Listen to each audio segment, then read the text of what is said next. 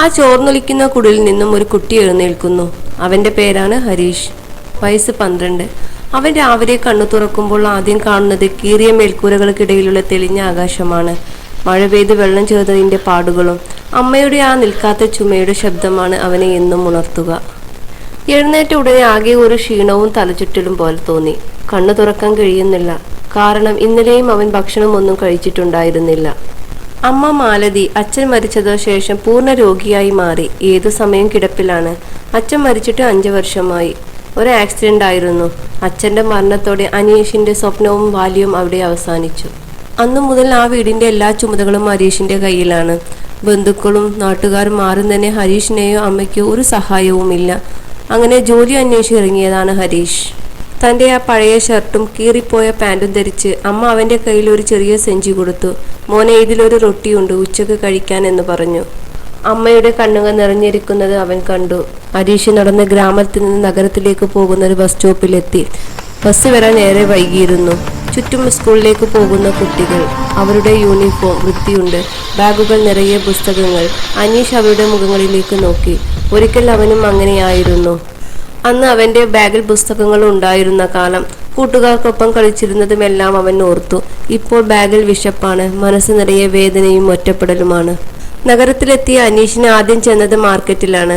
വണ്ടികളിൽ നിന്ന് സാധനങ്ങൾ ഇറക്കാൻ സഹായിക്കാനാണ് അവൻ നോക്കുന്നത്. ചെറുക്ക, മാറി നിൽക്കൂ, ഇവിടെ ജോലിയില്ല. അവൻ ചെറിയ കുട്ടിയായതിനാൽ ആരും തന്നെ അവനക്ക് ജോലി കൊടുക്കുന്നില്ല. അങ്ങനെ ഉച്ച സമയം കഴിഞ്ഞിരുന്നു. സൂര്യൻ കത്തിക്കൊണ്ടിരിക്കുന്നു. ഹരീഷ് ഒരു കടയുടെ പിന്നിലിരുന്ന് സെഞ്ചിയിലുണ്ടായിരുന്ന ആ പഴയ റൊട്ടിയെടുത്ത് കടിച്ചപ്പോൾ അത് കല്ലുപോലെ കഠിനമായിരുന്നു. അവൻ വെള്ളം കുടിച്ച് അത് വിഴുങ്ങി. കണ്ണുകൾ നിറഞ്ഞു. ഇതാണ് അവന്റെ ഉച്ചഭക്ഷണം. അതൊന്നും അവൻ കാര്യമാക്കാതെ അവൻ അത് കഴിച്ചു. അവസാനം അവൻ ഇരിക്കുന്നത് കണ്ട് ഒരു ഹോട്ടൽ ഉടമ അവനെ വിളിച്ചു. പാത്രം കഴുകാൻ വരുമോ? അനീഷിന്റെ കണ്ണുകൾ തെളിഞ്ഞു. അവൻ തല കുലുക്കി. ഹോട്ടലിന്റെ പിന്നിൽ പാത്രം കഴുകുന്ന സ്ഥലത്തേക്ക് അവൻ നടന്നു. അവിടെ എച്ചിൽ പാത്രങ്ങൾ കഴുകുമ്പോഴും അവന്റെ കണ്ണ് നിറയുന്നുണ്ടായിരുന്നു. എന്നാൽ അവൻ ആരോടും ഒരു പരാതിയോ പരിഭവമോ ഇല്ല. ഹരീഷിന് അവന്റെയും അമ്മയുടെയും വിശപ്പാണ് മനസ്സിൽ വന്നത്. കാരണം വിശപ്പ് കൊണ്ട് എത്രയോ രാത്രികൾ അവന് ഉറങ്ങാൻ കഴിഞ്ഞിട്ടില്ല. ഹോട്ടലിൽ നിന്നുള്ള ചിരിയും സംസാരവും അനീഷിന് പുറത്ത് കേൾക്കാമായിരുന്നു. അവൻ കഴുകുന്ന പാത്രങ്ങളിൽ നിന്നുള്ള ഭക്ഷണവാസന അവന്റെ വിശപ്പിനെ ഒന്നും കൂടി അധികമാക്കി. ഹോട്ടൽ ഉടമ ഭക്ഷണം അവനക്ക് നേരെ നീട്ടി. ഹരീഷ് അതിലേക്ക് നോക്കിയപ്പോൾ അവന്റെ കണ്ണ് നിറഞ്ഞു. സങ്കടം കൊണ്ടല്ല, സന്തോഷം കൊണ്ടായിരുന്നു. അച്ഛൻ പോയതിനു ശേഷം അവൻ ഇങ്ങനെ ഒരു ഭക്ഷണം അവൻ കഴിച്ചിട്ടില്ല. അവൻ അത് ആർത്തിയോടെ കഴിച്ചു. അപ്പോഴും അവന്റെ ഉള്ളിൽ ഒരു വിഷമം ഉണ്ടായിരുന്നു. പാവം, അമ്മ ഒന്നും കഴിച്ചിട്ടില്ലല്ലോ.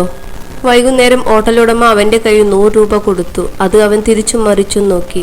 അവന്റെ ലോകത്ത് അതൊരു വലിയ തുകയായിരുന്നു. വീട്ടിലേക്ക് മടങ്ങുന്ന വഴിയിൽ അവൻ മരുന്ന് കടയിൽ നിന്ന് അമ്മക്ക് ഗുളിക വാങ്ങി. ശേഷിച്ച പണത്തിൽ അല്പം അരിയും കുറച്ചു സാധനങ്ങളും വാങ്ങി. വീടെത്തിയപ്പോൾ അമ്മ കിടക്കയിൽ കിടക്കുകയായിരുന്നു. അമ്മേ, ഞാൻ വന്നു. അമ്മ അവനെ നോക്കി പുഞ്ചിരിച്ചു. അതൊരു വേദനയുള്ള പുഞ്ചിരിയായിരുന്നു. അമ്മയുടെ കണ്ണുകൾ നേരെ പോയത് ഹരീഷിന്റെ കയ്യിലുള്ള ആ സഞ്ചിയിലോട്ടായിരുന്നു. അത് കണ്ടതും അമ്മയ്ക്ക് ഒരുപാട് സന്തോഷമായി. അന്ന് രാത്രി 2 പേർക്കും വിശപ്പില്ലാതെ ഉറങ്ങാൻ കഴിഞ്ഞു. അടുത്ത നാളും ഹരീഷ് ജോലിക്ക് വേണ്ടി ഇറങ്ങി. അന്ന് ജോലി കിട്ടിയില്ല. വൈകുന്നേരം അനീഷ് തളർന്ന ഒരു കടവരാന്തയിലിരുന്നു. എങ്ങനെ വീട്ടിലേക്ക് പോകും? അമ്മക്ക് മരുന്ന് വാങ്ങാൻ പോലും കയ്യിൽ പണമില്ലല്ലോ എന്ന് ഓർത്ത് അവൻ കരഞ്ഞു. അപ്പോഴാണ് ഒരു പേഴ്സ് റോഡിൽ കിടക്കുന്നത് ഹരീഷ് കണ്ടത്. അവൻ ചുറ്റും നോക്കി. ആരുമില്ല. അവൻ ഭയത്തോടെ അത് എടുത്തു. അവൻ അത് തുറന്നു നോക്കിയപ്പോൾ 500ന്റെയും 2000ന്റെയും നോട്ടുകൾ.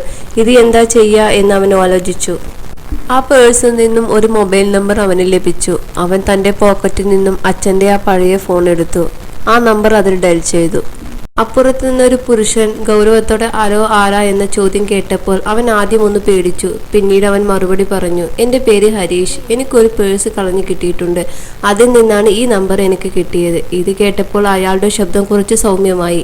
കുറച്ചു കഴിഞ്ഞപ്പോൾ ഹരീഷിന്റെ അടുത്ത് ഒരു വലിയ കാറ് വന്നു നിന്നു. അതിൽ നിന്നും ഒരാൾ ഇറങ്ങി ഹരീഷിന്റെ അടുത്തേക്ക് വന്നു. അദ്ദേഹം ഒരു കോടീശ്വരനായിരുന്നു. വളരെ സ്നേഹത്തോടെ മോനെ, എന്താ പേര് എന്ന് അദ്ദേഹം ചോദിച്ചു. ഹരീഷ് അവന്റെ പേര് പറഞ്ഞു. ആ മനുഷ്യൻ അവനെ ശ്രദ്ധിക്കുന്നുണ്ടായിരുന്നു. അവന്റെ കണ്ണുകൾ ക്ഷീണവും വിശപ്പും അദ്ദേഹം കണ്ടു. നീ വല്ലതും കഴിച്ചോ മോനെ എന്ന് അദ്ദേഹം ചോദിച്ചു. ഹരീഷ് തല താഴ്ത്തി ഇല്ല എന്ന് പറഞ്ഞു. ഇത് കണ്ടപ്പോൾ അദ്ദേഹം ചോദിച്ചു, നിന്റെ വീട് എവിടെയാണ്? അച്ഛനമ്മ ഇതെല്ലാം ചോദിച്ചപ്പോൾ ഹരീഷ് അമ്മ മാത്രമേ ഉള്ളൂ എന്ന്, ജോലി അന്വേഷിച്ച് നഗരത്തിൽ വന്നതാണ് എന്നും പറഞ്ഞു. ഇത് കേട്ടപ്പോൾ അദ്ദേഹം, നിനക്ക് ഈ പേഴ്സിൽ നിന്നും പണം നിനക്ക് എടുത്തുകൂടായിരുന്നോ എന്ന് അദ്ദേഹം ഹരീഷിനോട് ചോദിച്ചു. പക്ഷേ ഹരീഷിന്റെ മറുപടി അദ്ദേഹത്തെ അത്ഭുതപ്പെടുത്തി. തൻ്റേതല്ലാത്ത ഒന്നും ആഗ്രഹിക്കാൻ പാടില്ല എന്നും നമ്മുടെ കൈകൾ ശുദ്ധമായിരിക്കണം, ഒരിക്കലും മറ്റുള്ളവരുടെ പണത്തിലേക്ക് നമ്മൾ കണ്ണുവെക്കരുത് എന്നും ഇത് കേട്ടപ്പോൾ അദ്ദേഹം ഹരീഷിന്റെ വീട്ടിലേക്ക് കൊണ്ടുപോയി. ഹരീഷിന്റെ സത്യസന്ധതയും ധൈര്യവും അദ്ദേഹത്തിന് വളരെ ഇഷ്ടമായി. ഹരീഷിന് നല്ല വിദ്യാഭ്യാസം കൊടുത്തു. അമ്മയുടെ ചികിത്സാ ചെലവും അദ്ദേഹം ഏറ്റെടുത്തു. ഹരീഷിന്റെ ജീവിതത്തിൽ വിശപ്പ് അവനൊരു വലിയ വില്ലനായി നിന്നപ്പോഴും സത്യസന്ധതയും മനുഷ്യന്റെ ഏറ്റവും വലിയ സമ്പത്താണ് എന്ന് അവൻ കാണിച്ചു തന്നു. സത്യം പറയുകയും നീതിയുടെ വഴിയിൽ ഉറച്ചു നിൽക്കുകയും ചെയ്യുന്നവന് ചിലപ്പോൾ താൽക്കാലിക ബുദ്ധിമുട്ടുകൾ നേരിടേണ്ടി വന്നേക്കാം. എങ്കിലും സമയം കടന്നു പോകുമ്പോൾ സത്യസന്ധത തന്നെയാണ് അവനെ രക്ഷിക്കുന്നത്. ഈ വീഡിയോ നിങ്ങൾക്ക് ഇഷ്ടമായിട്ടുണ്ടെങ്കിൽ എൻ്റെ ചാനൽ നിങ്ങൾ സബ്സ്ക്രൈബ് ചെയ്തിട്ടില്ല എങ്കിൽ ഒന്ന് സബ്സ്ക്രൈബ് ചെയ്യുക.